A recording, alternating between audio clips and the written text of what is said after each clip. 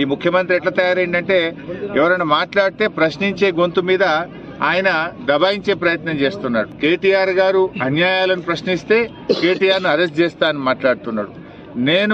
నువ్వు రుణమాఫీ చేయడంలో ఫెయిల్ అయిపోయినావు, పిల్లలకు అన్నం పెట్టడంలో పురుగులు అన్నం పెడితే పిల్లలు విషాహారం తిని ఆసుపత్రుల పాలవుతున్నారు, నువ్వు ప్రభుత్వంలోకి వచ్చినాక 42 మంది పిల్లలు చనిపోయారని చెప్పి నీ ప్రభుత్వ తప్పిదాలను ఎత్తి చూపితే బ్లాక్మెయిల్ రాజకీయాలకు రేవంత్ రెడ్డి పాల్పడతా ఉన్నాడు.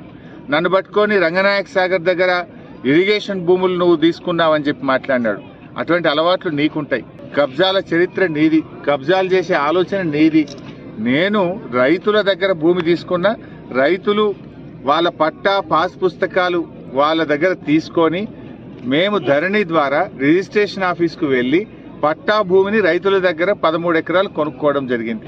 అంతే తప్ప ఒక్క గుంట కానీ ఒక ఎకరం కానీ నేను